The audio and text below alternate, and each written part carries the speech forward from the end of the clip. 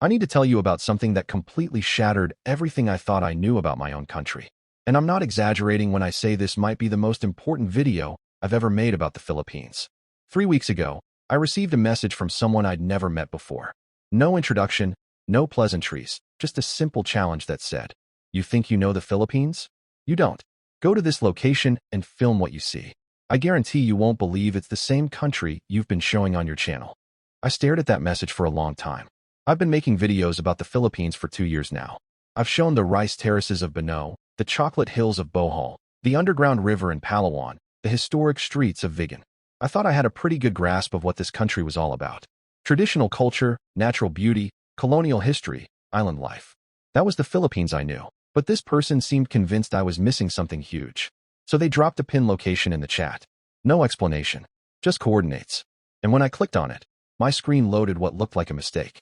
The images that appeared showed towering skyscrapers with impossible architecture, glass and steel structures that seemed to defy physics, suspended bridges connecting buildings hundreds of feet in the air, streets lit up with massive LED screens showing advertisements in ultra-high definition, underground tunnels with sleek trains gliding through them, digital kiosks on every corner, green walls covering entire building facades. My first thought was that someone had sent me the wrong location. This looked like Singapore, or Dubai, maybe Seoul or Shenzhen, but the location tag clearly said Philippines. I zoomed in on the map, thinking maybe it was some kind of concept art for a project that hadn't been built yet, or maybe renderings from an architecture firm proposing some futuristic development. But then I started scrolling through the images more carefully, and I noticed something. In the background of one photo, I could see a jeepney. In another, there was signage in Tagalog.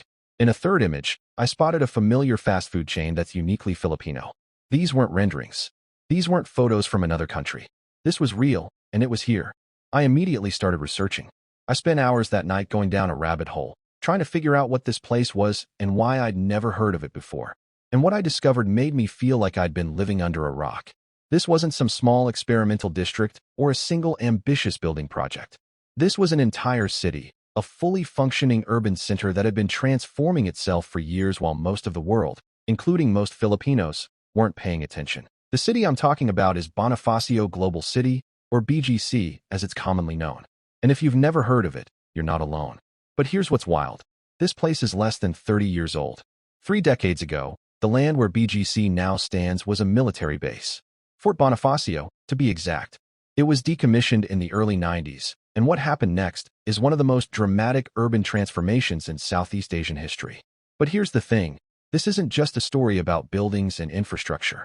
This is a story about what happens when a country decides to bet big on its future. When it looks at what other nations are doing and says, "We can do that too. We can do it better." And the result is something that challenges every stereotype people have about what the Philippines is capable of. I knew I had to see this place for myself. I booked a ticket immediately. A week later, I was standing at the edge of BGC, camera in hand, ready to document whatever I was about to walk into. And I'll be honest with you, even after all my research, even after looking at hundreds of photos and reading dozens of articles, nothing prepared me for the actual experience of being there. The moment I stepped into the district, it felt like I'd crossed an invisible border into another dimension. Behind me was Metro Manila as I knew it, chaotic traffic, street vendors, the organized chaos that defines most Philippine cities. But in front of me was something else entirely. Wide boulevards lined with trees, pedestrian-friendly sidewalks that actually had space to walk, bike lanes, public art installations, buildings that looked like they belonged in the world's most expensive cities. I started walking, just taking it all in. Every corner I turned revealed something that made me stop and stare. There was a park in the middle of the business district, not just a small patch of green, but an actual sprawling park with jogging paths, outdoor gyms, art installations, and families having picnics on the grass. I watched office workers on their lunch breaks doing yoga under the trees. I saw kids riding bikes on dedicated paths while their parents sat on benches that looked like they'd been designed by someone who actually cared about public space. And then there were the buildings themselves. I'm not an architect, but even I could tell these weren't your standard corporate boxes. These were statement pieces. The Shangri-La at the fort with its distinctive triangular shape. The Net Lima and Net Quad buildings with their striking angular designs. One Bonifacio High Street with its LED facade that transforms the entire building into a massive screen at night. The St. Luke's Medical Center that looks more like a luxury hotel than a hospital. But what really got me, what made me pull out my camera and start filming immediately, was the way everything was connected. This wasn't just a collection of impressive buildings scattered randomly across a plot of land. This was planned. Every street, every plaza, every connection between buildings seemed intentional. There were elevated walkways so you could move between buildings without ever touching the ground. There were underground passages connecting to the subway system. There were dedicated bus lanes with modern air-conditioned buses running on schedule. I spent the entire first day just walking around in a daze, filming everything, talking to people, trying to understand how this place came to exist. And the more I learned, the more fascinated I became. Because BGC isn't just about flashy architecture and modern infrastructure. It's about reimagining what a Philippine city can be. Now, before I go any further, I need to address something. My mom, who's been watching my channel grow slowly over the past 2 years, told me last week that I'll never hit 5,000 subscribers making videos about the Philippines. She said it lovingly, but she said it. She thinks people just aren't that interested in content about our country, that I should pivot to something with broader appeal. And maybe she's right. Maybe the algorithm doesn't favor videos about a Southeast Asian nation that most people only think about when they're planning a beach vacation. But here's what I told her. I told her that if people saw what I'm seeing right now, if they understood that there's a Philippine city that rivals anything in Singapore or Tokyo, if they knew that their entire perception of what this country is capable of might be completely wrong, they'd care. They'd want to know more. They'd subscribe to see what else they've been missing. So if you're watching this and you're even remotely surprised by what you're seeing, if this challenges what you thought you knew about the Philippines, do me a favor and hit that subscribe button right now. Help me prove my mom wrong. Help me show her that people do care about stories like this, about places like this, about a country that's building its future while most of the world isn't paying attention. Because trust me, what I'm about to show you next is just the beginning. The real story of BGC isn't just what's already been built. It's what's currently under construction and what's planned for the next decade. And that's when things get really interesting. After I'd spent that first day walking around and getting my bearings, I decided I needed to dig deeper. I wanted to understand not just what BGC looked like, but how it actually worked. So I started talking to people. Office workers grabbing coffee before their shifts. Entrepreneurs running startups out of co-working spaces. Families who'd moved to the condos and apartments that tower over the district. Foreign executives who'd relocated to Manila specifically because BGC existed. And what I heard from them painted a picture of a city within a city that functions on a completely different level than the rest of Metro Manila. People told me about walking to work instead of sitting in traffic for 2 hours. They told me about feeling safe enough to let their kids bike around the neighborhood. They talked about restaurants and cafes and shops that wouldn't look out of place in New York or London or Sydney. They described a lifestyle that most people don't associate with the Philippines at all. One woman I spoke to, a marketing executive named Anna, had moved to BGC from Makati 3 years earlier. She told me that it felt like moving to a different country. In Makati, I was spending 4 hours a day commuting. 4 hours. That's a part-time job worth of time just sitting in traffic.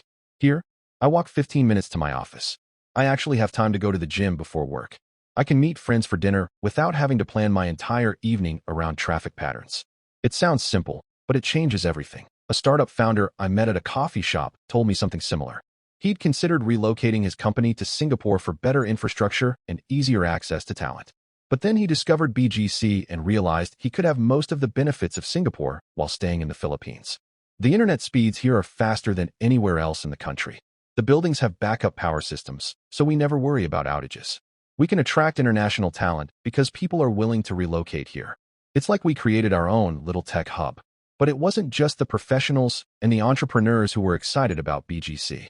I talked to families, and they had a completely different perspective. One father told me about bringing his kids to Terra 28th, a massive park and activity space in the heart of BGC, every weekend. My kids are growing up thinking this is what the Philippines looks like. Clean parks, safe streets, public spaces designed for people. And honestly, I want them to have that expectation. I want them to grow up demanding better from their cities. That comment stuck with me because it highlighted something crucial about what BGC represents. This isn't just about building a nice place for rich people to live and work. It's about setting a new standard. It's about showing what's possible when you prioritize urban planning, when you invest in infrastructure, when you design a city around people instead of just cars. And the impact is already spreading beyond BGC itself. I noticed that nearby areas are starting to transform. Makati, the traditional business district, is renovating and modernizing to compete. Quezon City is developing its own modern districts. Even cities outside Metro Manila are looking at BGC as a model for their own development plans. But let me show you some specific things that make BGC genuinely futuristic, not just modern, but actually ahead of its time in ways that even more established cities are still trying to figure out. The first thing is the integrated transport system. BGC has its own bus network called the BGC bus, and it's completely free. Yes, free. Air-conditioned buses running on fixed routes with real-time tracking apps, so you know exactly when the next bus is coming. But it goes beyond that. The district is connected to the Manila Metro Rail Transit through dedicated walkways. There are dedicated bike lanes on every major street. There are e-scooter and e-bike sharing stations throughout the district, and everything is designed to work together seamlessly. I tested this myself. I took the MRT to Ayala Station, walked through the air-conditioned underground passage to BGC, hopped on a free bus to get deeper into the district, then grabbed an e-bike to reach my final destination. The entire journey was smooth, efficient, and I never once had to deal with the chaotic traffic that characterizes most of Metro Manila. It felt like being in a completely different city. Then there's the sustainability infrastructure, and this is where things get really interesting. BGC has one of the most advanced waste management systems in the country. There's a centralized pneumatic waste collection system in some buildings, where trash is literally sucked through underground tubes to a central processing facility. It sounds like something out of a futuristic movie, but it's real, and it's working right now. The district also has extensive green building certifications. Multiple buildings have achieved LEED certification, which is a global standard for environmentally sustainable construction. The buildings use rainwater harvesting systems, solar panels, and energy-efficient cooling systems that dramatically reduce their environmental impact. And it's not just a few showcase buildings doing this. It's becoming the standard for new construction in the area. But what really blew my mind was the smart city infrastructure. BGC has implemented IoT sensors throughout the district that monitor everything from air quality to foot traffic patterns. The street lights automatically adjust their brightness based on ambient light and pedestrian activity. The traffic management system uses real-time data to optimize traffic flow. There are even smart waste bins that alert sanitation services when they're full, making collection more efficient. I met with one of the urban planners working on BGC's continued development, and she told me something fascinating. She said, "We're not just building a city for today. We're building infrastructure that can adapt to technologies that don't even exist yet. Everything is designed to be modular, upgradable, future-proof. In 10 years, when new technologies emerge, BGC will be ready to integrate them." And that philosophy is evident everywhere you look. The district has extensive fiber optic networks that provide some of the fastest internet speeds in Southeast Asia. There's infrastructure in place for 5G and future generations of mobile connectivity. There are charging stations for electric vehicles scattered throughout the district, preparing for a future where EVs become more common. The buildings are designed with flexible floor plans that can be easily reconfigured as tenant needs change. But beyond all the technology and infrastructure, there's something else that makes BGC feel genuinely futuristic: the public spaces. Because here's the thing about most futuristic cities, they often feel cold and sterile. All glass and steel and efficiency, but lacking soul. BGC has managed to avoid that trap by investing heavily in public spaces that actually feel inviting and human. I spent an afternoon at Bonifacio High Street, which is essentially an outdoor shopping and dining district, and I was struck by how well designed it was. The streets are closed to car traffic, so you can just wander freely. There are trees providing shade, public art installations, water features, seating areas where people can just hang out. And it's always bustling with activity: families, couples, groups of friends, office workers on their breaks, tourists taking photos. There's also Terra 28th, which I mentioned earlier, a massive park with a lake, walking paths, outdoor fitness equipment, and event spaces. But what impressed me most was that it's not just decorative greenery. It's an active, functional public space that people actually use. I saw people doing Tai Chi in the morning, kids playing soccer in the afternoon, couples having picnics in the evening. It felt alive in a way that public spaces in many modern developments often don't. And then there are the smaller touches that show someone was really thinking about how people would use these spaces. Covered walkways with misting systems for hot days. Public phone charging stations. Free Wi-Fi throughout the district. Clean, well-maintained public restrooms. It sounds basic, but these are things that many cities still struggle with. I also discovered that BGC has one of the most vibrant culinary scenes in the entire Philippines. There are restaurants from all over the world. Michelin-starred chefs have open locations here. There are experimental pop-up dining concepts. There are food halls featuring the best of Filipino cuisine. I ate Korean barbecue one night, Japanese ramen the next, then Filipino fusion the night after that, all within walking distance of each other. But what's interesting is that the food scene isn't just about high-end dining.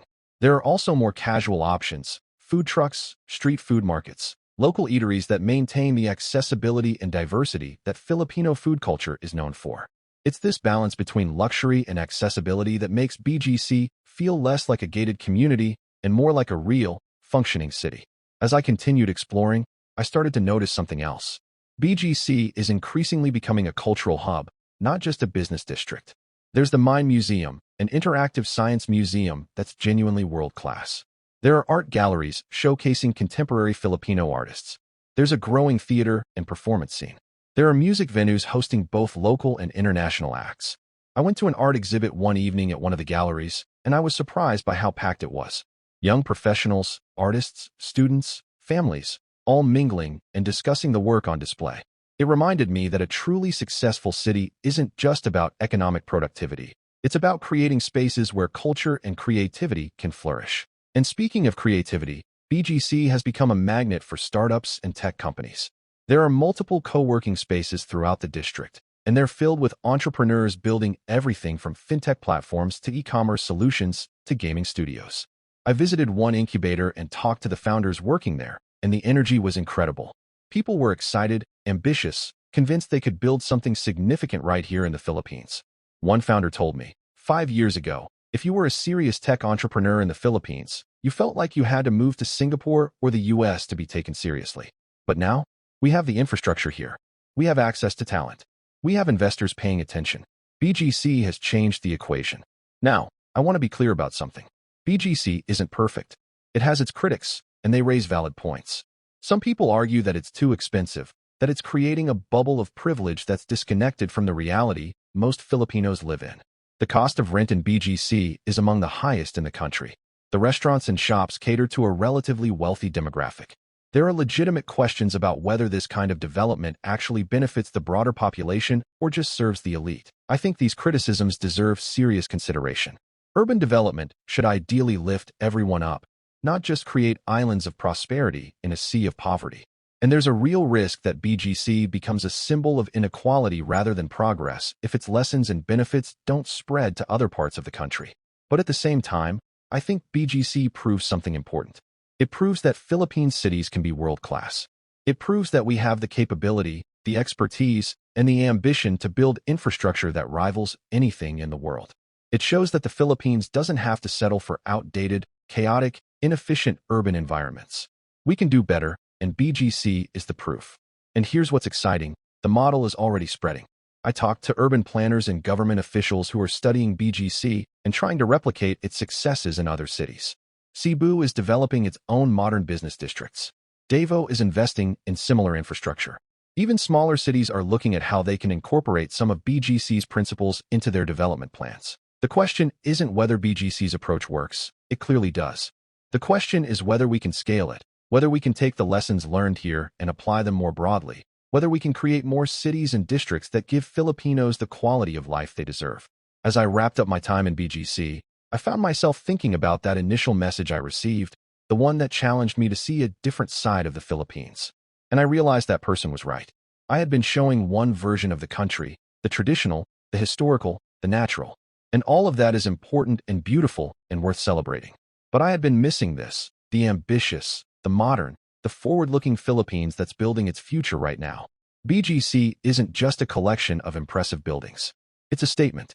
It's the Philippines saying, we belong in conversations about world-class cities. We can compete globally. We can build something extraordinary. And whether you love BGC or have reservations about it, you can't deny that it's changing the conversation about what's possible in this country. So here's what I want you to take away from this. The Philippines is more than what you see in tourist brochures or news headlines. It's a country of incredible contrasts and contradictions, yes, but also a country that's rapidly evolving and reaching for something greater. BGC is just one example, but it's a powerful one. And if this video changed your perception even slightly, if it showed you something about the Philippines you didn't know before, then maybe my mom was wrong. Maybe there is an audience for content like this.